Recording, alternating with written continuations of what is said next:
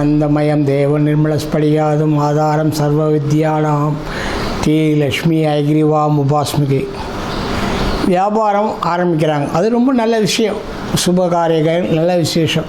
வியாபாரம் ஆரம்பிக்கும் சில பேர் ரொம்ப ஒவ்வொன்று வளர்கிறாங்க, ஒரு கடை ஆரம்பிக்கிறாங்க, கடை வச்சோடனே கடை நல்ல வியாபாரம் ஆகுது, நல்ல முன்னுக்கு வராங்க. சில பேர் கடை வைக்கிறாங்க, வியாபாரமே ஆகிறதில்ல, அப்படியே டல்லாக தான் போயிட்டுருக்கு, கடைசியில் மூடிட்டுரும். ஏன் எல்லாருக்கும் முன்னேற்றம் கிடைக்கல, ஏன் இதுக்கெல்லாம் காரணம் என்ன, இதை நீங்கள் பார்க்கணும். பார்த்தீங்கன்னா சாதாரணமாக வியாபாரம் ஆரம்பிக்கிற நாள் அஸ்வினி அஸ்தம் மூலம், இந்த நாளில் நீங்கள் ஆரம்பிச்சிங்கன்னா முன்னுக்கு வரும். இதுக்கு குரு பார்வை இருந்ததுன்னா விசேஷமாக இருக்கும். குரு பார்வையில் நீங்கள் ஜாதகம் ஆரம்பிக்கிறது சிற நாட்கள் சொன்னால் அதுலேயும் பண்ணலாம். பட் இருந்தாலும் அஸ்வினி அஸ்தம் மூலத்தில் ஆரம்பிக்கக்கூடிய வியாபாரங்கள் எதுவாக இருந்தாலும் அது சக்ஸஸ் ஆகும். ஒன்று. செகண்டு திங்ஸு, வியாபாரம் ஆரம்பிக்கிற இடம், அதுக்கு முன்னாடி என்ன கடை வச்சுருந்தாங்க, என்ன வியாபாரம் பண்ணியிருந்தாங்க, அதெல்லாம் நீங்கள் செக் பண்ணணும். அது செக் பண்ணாமல் டைரெக்டாக நீங்கள் வியாபாரம் பண்ணுறதுக்கு வியாபாரத்துக்கு இது பண்ணக்கூடாது.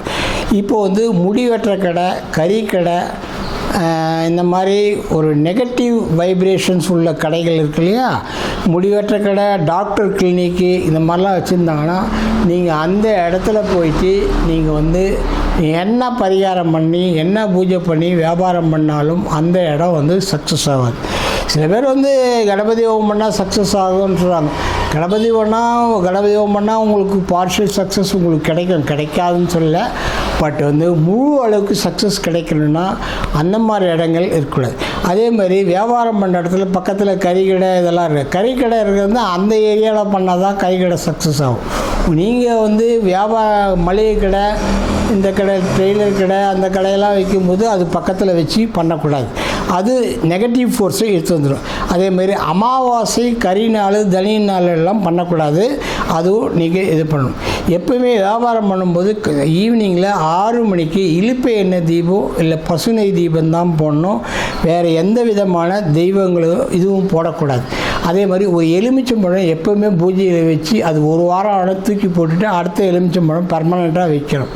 ஸோ வியாபாரம் பண்ணுற இடத்துல எப்படி இருக்கணும், சாதாரணமாக வியாபாரம் பண்ணுற ஆள் வியாபாரம் பண்ணுற இடத்துல தென்மேற்கு திசையில் அமர்ந்து வியாபாரம் பண்ணுறது ரொம்ப ரொம்ப விசேஷம். அவங்க அங்கே உக்காந்தா தான் அவங்கக்கிட்ட வேலை செய்கிறவங்க சின்சியராக இருப்பாங்க, ஆனஸ்ட்டாக இருப்பாங்க. இல்லை வேறு எந்த திசையில் இருந்தாலும் அவங்கக்கிட்ட வேலை செய்கிறவங்க அவங்கள ஏமாற்றிட்டு போயிடுவாங்க. ஒன்று. ரெண்டாவது, வடகிழக்கு திசையில் கொஞ்சம் வெற்றிடம் இருக்கணும். வடகிழக்கு திசையில் பூஜைகள் வைக்கலாம், அது தப்பு இல்லை. வடமேற்கு திசை வழியாக நீங்கள் கொடுக்குற பொருள்கள் வெளியே போகிற மாதிரி கொண்டு வரணும். ஸோ அந்த மாதிரி பண்ணிங்கன்னா உங்களுக்கு அதில் உங்களுக்கு ரொம்ப நல்லாயிருக்கும். சில பேர் காலையில் என்ன பண்ணோம், ஆக்சுவலாக கடை ஆரம்பிக்கும் போது ஒரு வாரத்துக்கு மட்டும் டெய்லி பசு கோமியத்தை வாசலில் ரெகுலராக தெளித்தா போதும். ஒரு வாரம் தெளித்தா போதும்.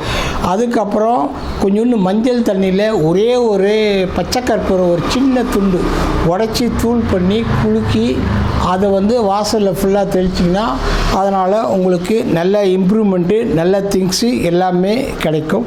கேஷ் பாக்ஸில் எப்போவுமே வெட்டி வேறு போட்டு வைக்கணும். வெட்டி வேறு போட்டு வச்சிங்கன்னா உங்களுக்கு.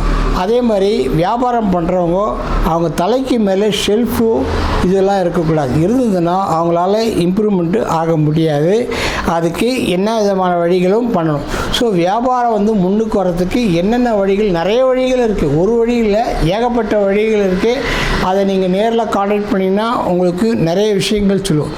சில பேர் என்ன பண்ணுவாங்க, தேங்காய் இருக்கு இல்லையா, தேங்காயினுடைய கண் இருக்குல்ல, அந்த கண்ணை உடச்சி அந்த இது எடுத்துருவாங்க.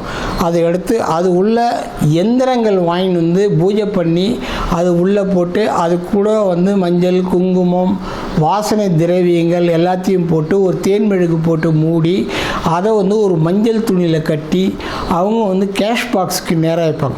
நீங்கள் நார்மலாக எல்லா மார்வாடி கடைசிலையும் நார்த் இந்தியன் கடையில் பார்த்தீங்கன்னா தேங்காய் மேலே மாட்டியிருப்பாங்க. ஸோ அதனுடைய தாத்பரியம் அதுதான். ஆனால் அவங்க உள்ளே வச்சுக்கிற எந்திரங்கள் ரொம்ப பவர்ஃபுல்லான எந்திரங்களாக இருக்கும். ஸோ அதனால் அது அவங்களுக்கு நல்ல பலன் கொடுக்கும்.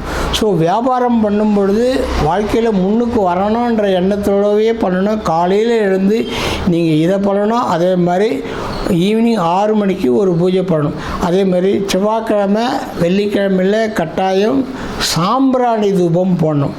வியாபாரம் வந்து நொடிஞ்சு போய் வியாபாரமே ஆகலை, வியாபாரம் ரொம்ப கஷ்டமாக இருக்குதுன்னு சொன்னீங்கன்னா, சாயங்கால வேளையில் இது இருக்கு இல்லையா, மருதாணிக்காய், இந்த மருதாணிக்காயும் வெள்ளை சாம்பிராணியும் போட்டு இது பண்ணி பூஜையில் பண்ணி அது சாம்பிராணி தூபம் போட்டிங்கன்னா ஒரு 2 வாரம் 3 வாரம் செவ்வாய் வெள்ளியில் போட்டிங்கன்னா போதும். உங்களுக்கு வந்து ஜீரோவாக இருக்கிற வியாபாரமும் மேலே முன்னுக்கு வந்துடும். உங்களுக்கு எல்லா விதமான பலன்களும் உங்களுக்கு கிடைக்கும்.